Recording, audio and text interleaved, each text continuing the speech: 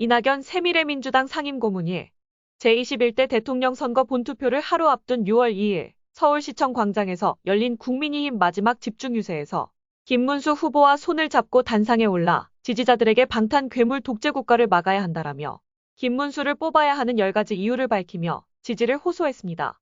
이낙연 새미래민주당 상임고문은 언론인 출신 정치인으로 5선 국회의원, 전라남도 도지사, 제45대 국무총리, 더불어민주당 당대표, 새로운 미래 당대표 등을 역임했습니다. 계속해서 이낙연 전 국무총리가 왜 김문수를 선택해야 하는 10가지 질문을 직접 들어보시죠.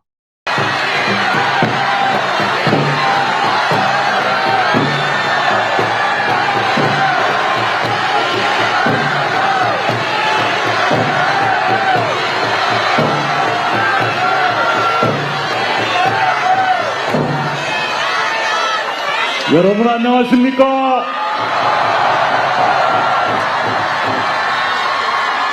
이 자리에서 처음 뵙습니다.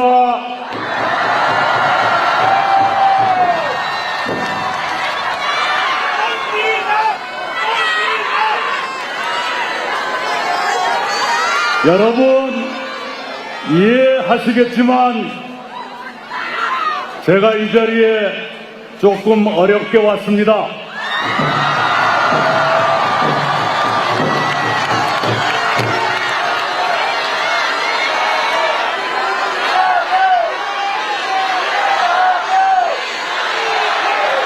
네.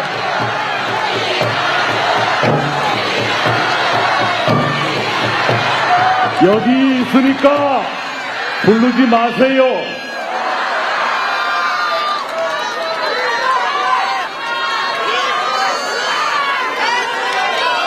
만약 더불어민주당이 범죄 혐의 없는 후보를 내놓았더라면, 그래서 지금 그들이 하는 것처럼 법을 마음대로 뜯어고치고 사법부를 파괴하는 일이 없었더라면 저는 이 자리에 오지 않았을 것입니다.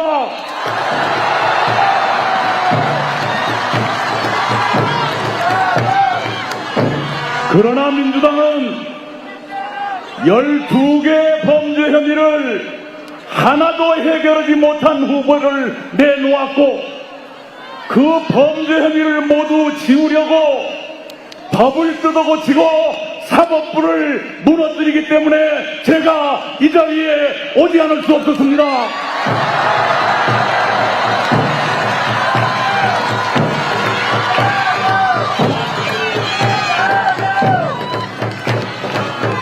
만약에 김문수 후보가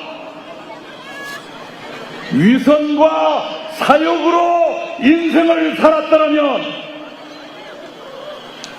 권력만 탐하면서 일을 제대로 하지 않은 사람이었다면 저는 이 자리에 오지 않았을 것입니다.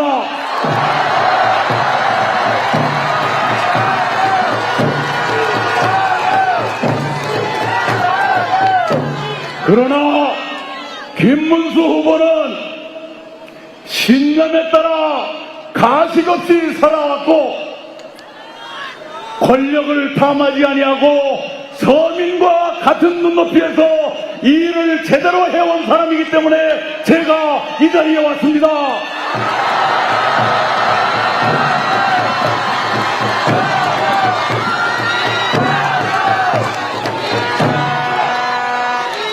그래서 저는 딱 일주일 전에 김문수 후보를 세상 태어나서 75년 만에 처음 만났습니다.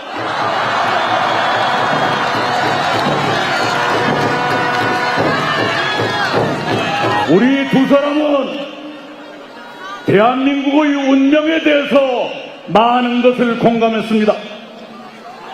이대로 가면 대한민국이 괴물 독재 국가로 빠질 수 있다는 우려를 공유했습니다.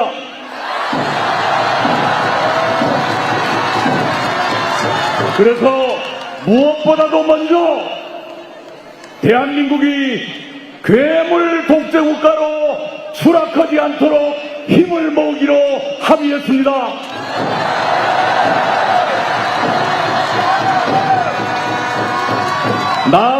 두 사람은 국민 통합을 위해서 공동정부를 구성해 운영한다는데 의견을 같이 했습니다.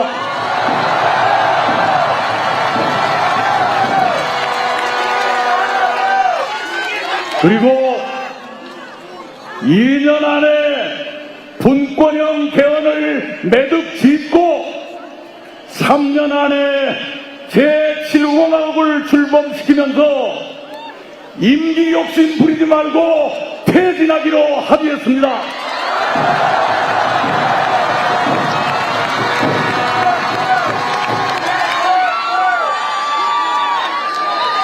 그러나 민주당은 임기를 줄일 생각이 아니라 늘릴 생각을 하고 있지 않습니까?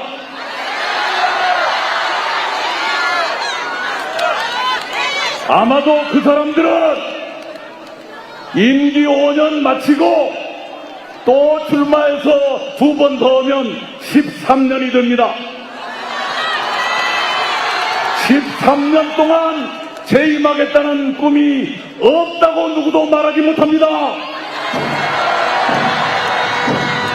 그렇게 되면 7공화국 출범은 영영 미뤄지고 우리는 이 상태로 계속 암흑 같은 세상을 살게 되는 것 아니겠습니까?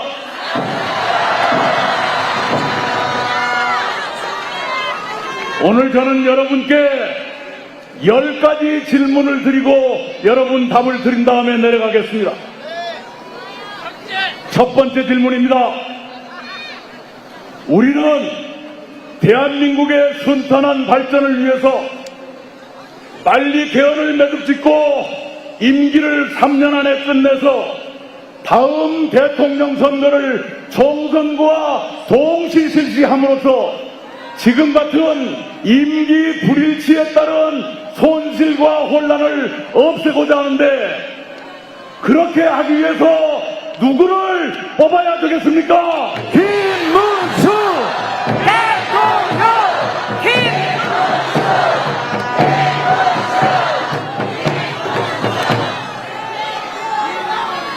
권력은 항상 견제받아야 합니다. 견제 없는 권력은 폭력입니다. 김문수가 대통령이 되면 그날부터 국회의 견제를 날마다 받게 될 것입니다. 그래서 김문수는 그럴 사람도 아니지만 나쁜 짓 하려고 해도 할 수 없게 될 거예요. 그런데 만약 반대로 된다면 국회 300석 중에서 우세력까지 합쳐서 193석이나 가진 정당이 대통령까지 갖게 된다면 그 누구도 견제하지 못합니다.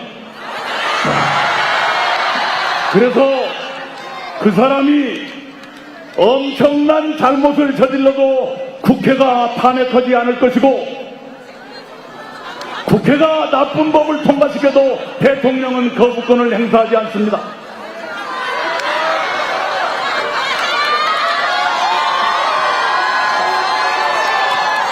권력의 견제가 없으면 이런 불행이 생기는 겁니다. 여러분께 두 번째 질문 드립니다. 권력을 견제받게 하려면 누구를 뽑아야 됩니까? 김문수 대통령!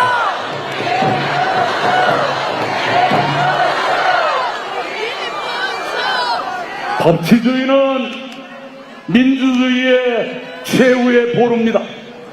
사법권 독립은 민주주의의 핵심입니다.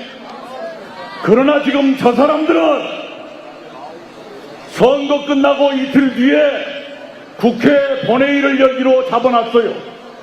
뭘 하느냐?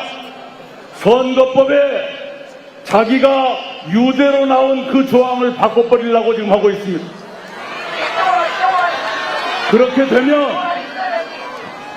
만약 그쪽이 이기면 그 이상한 법을 거부권도 행사하지 않고 실행할 것 아니겠어요? 그러면 대법원은 유죄 파기환송을 뒤집을 것 아니겠습니까?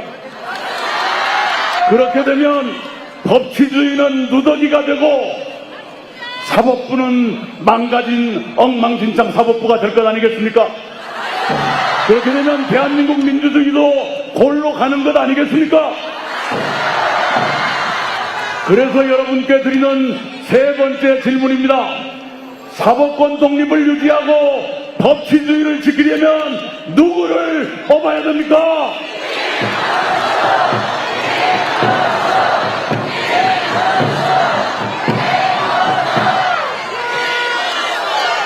이렇게 한 사람이 입법권, 행정권의 사법권까지 장악하고 언론과 시민사회까지 위축하게 된다면 그것을 괴물 독재국가라고 저는 부릅니다. 왜 그런 이상한 이름을 붙였느냐?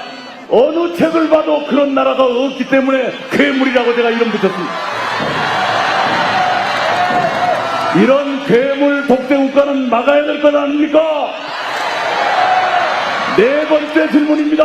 괴물 독재 출현을 막으려면 누굴 뽑아야 됩니까?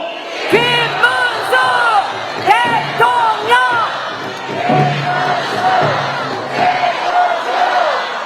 자, 지금 그 사람들은 자기한테 유죄를 선고한 대법관 10명을 내란 세력이라고 낙인 찍어놨습니다.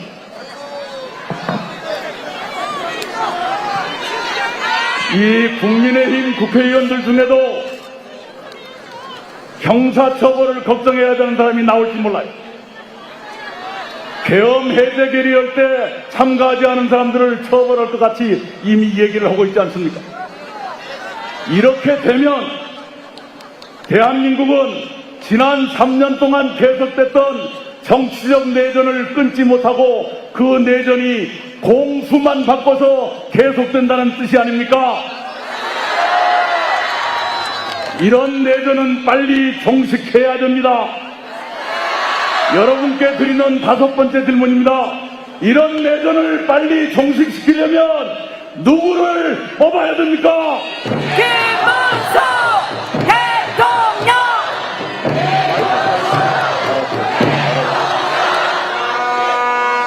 제가 10가지 질문을 드리겠다고 약속했는데 맞고 재촉을 옵니다. 10가지 채울까요? 채우지 말까요? 압축하겠습니다. 지금은 세계 질서가 급변하는 시대입니다. 지난 80년 동안 우리가 익숙하게 살아왔던 그 질서가 뒤집어지고 있습니다. 이런 급변 시기에는 대외 정책이 안정되고 일관성을 가져야 됩니다. 즉흥적인 실언으로 동맹의 신뢰를 잃는다든가 그러면 국가적인 낭패 아닙니까? 대외 정책이 안정되고 신뢰를 유지하려면 누구를 뽑아야 됩니까? 총리님, 지금 저희가 9시까지 마이크를 쓸 수밖에 없기 때문에 좋습니다. 잘못하면 우리 후보님 말씀도 못 듣습니다. 네. 죄송합니다. 아니 오라고 막 통사정할 때는 언제고. 네, 여러분이 용서해 주시면 압축해서 하겠습니다. 7번째 질문입니다. 경제가 어렵습니다. 일관되고 신뢰받는 경제정책이 필요합니다. 즉흥적인 돈풀기 정책으로는 경제를 망가뜨리기 십상입니다. 내실 있는 경제정책 일관되게 추진하려면 누구를 뽑아야 됩니까? 대통령! 8번째 질문입니다. 어떤 사람이 이 일을 제대로 할지 말지를 보려면 그 사람의 과거를 봐야 됩니다. 두 사람 모두 경기지사로 일했습니다. 그 비교를 손학규 대표께서 잘 해주셨을 거예요. 과거로 볼 때 앞으로도 이 일을 제대로 할 사람은 누굽니까? 수 대통령.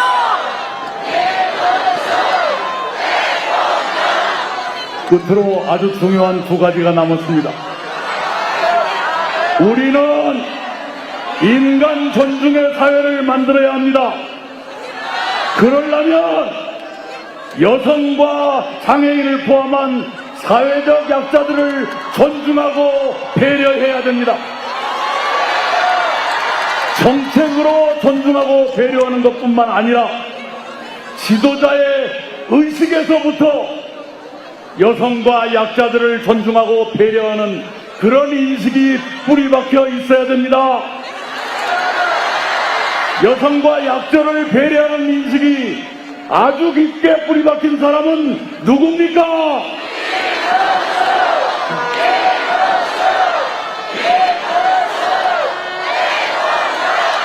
네, 그리고 마지막 10번째 질문입니다.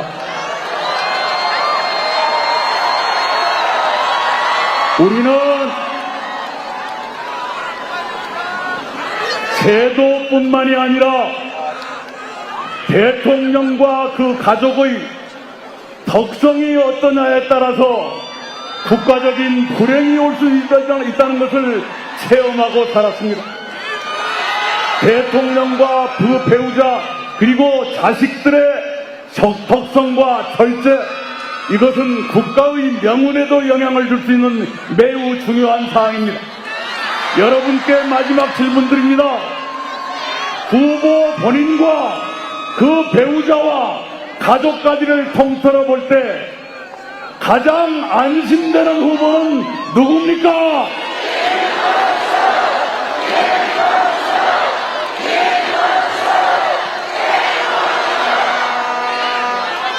여러분이 저의 10가지 질문에 대해서 모두 정답을 맞춰주셨습니다.